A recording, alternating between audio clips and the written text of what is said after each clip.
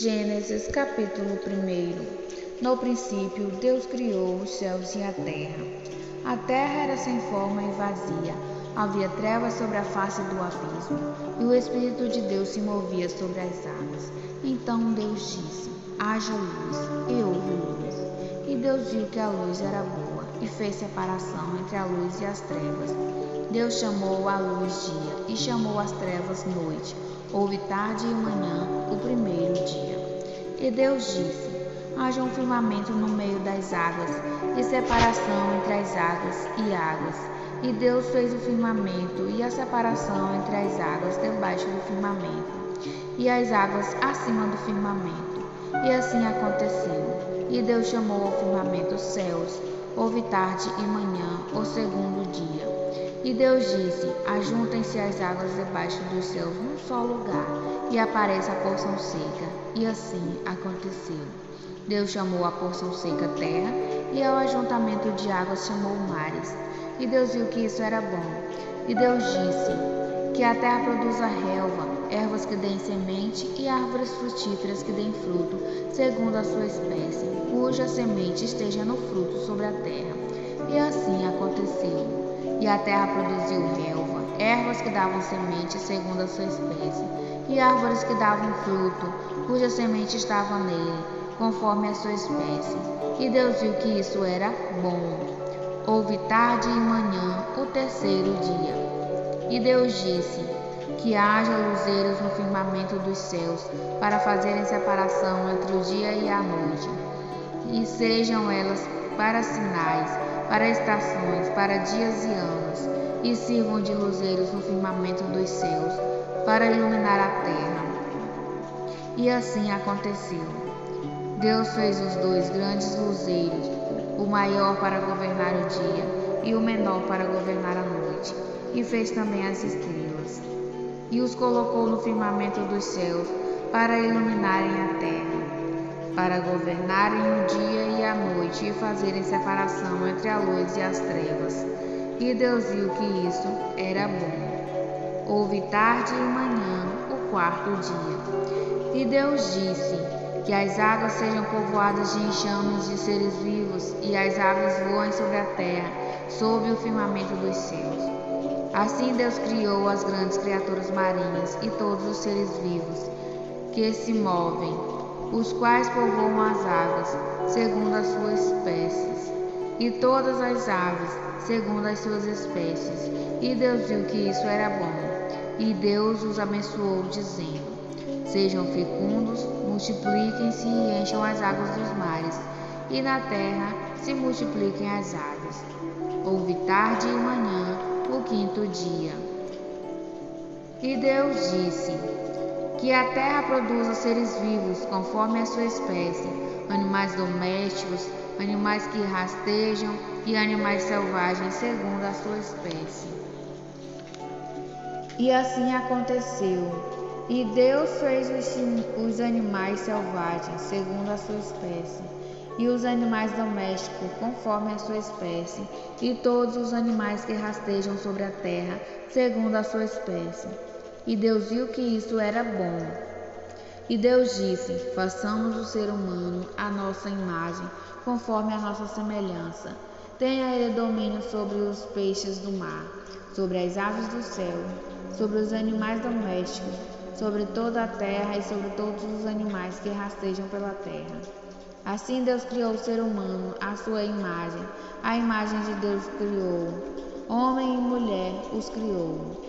E Deus abençoou e lhes disse: sejam fecundos, multipliquem-se e encham a terra, e sujeitem-na. Tenham domínio sobre os peixes do mar, sobre as aves dos céus e sobre todo animal que rasteja pela terra. Deus disse ainda: eis que lhes tenho dado todas as ervas que dão semente e se acham na superfície de toda a terra, e todas as árvores em que há fruto que dê semente, e isso servirá de alimento para vocês e para todos os animais da terra, todas as aves dos céus e todos os animais que rastejam sobre a terra, em que há fôlego de vida, e toda a erva verde lhes servirá de alimento.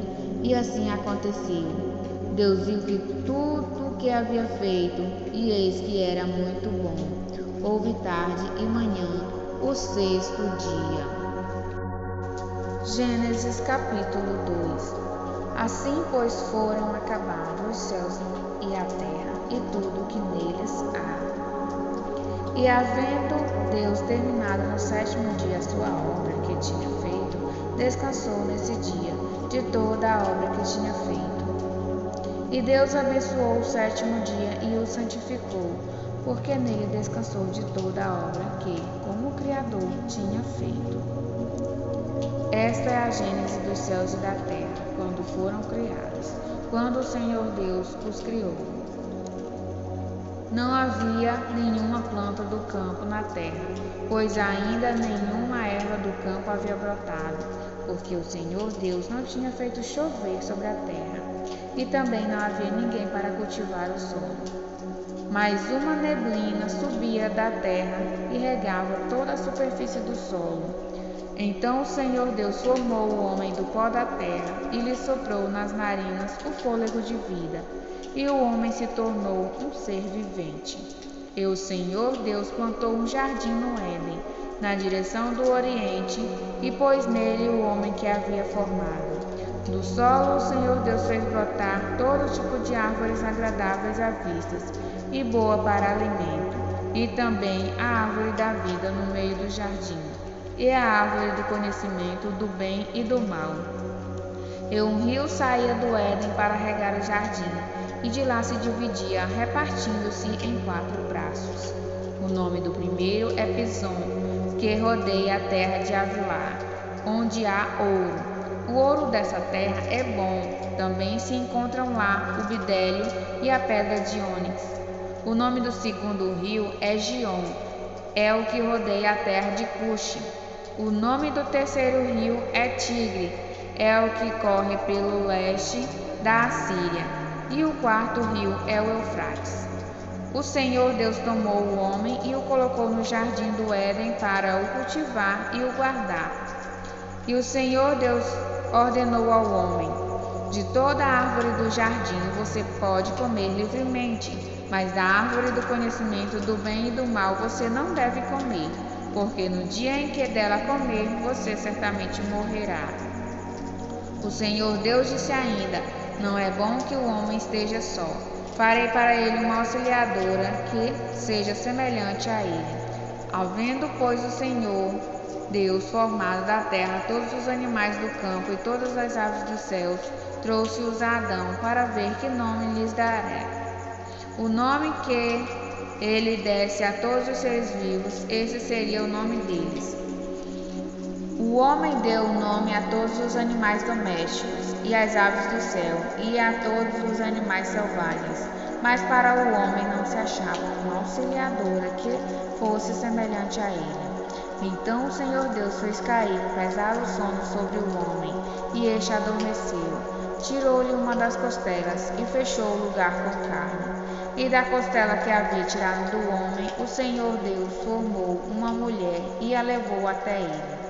E o homem disse: esta, afinal, é osso dos meus ossos e carne da minha carne. Será chamada varoa, porque do varão foi tirada.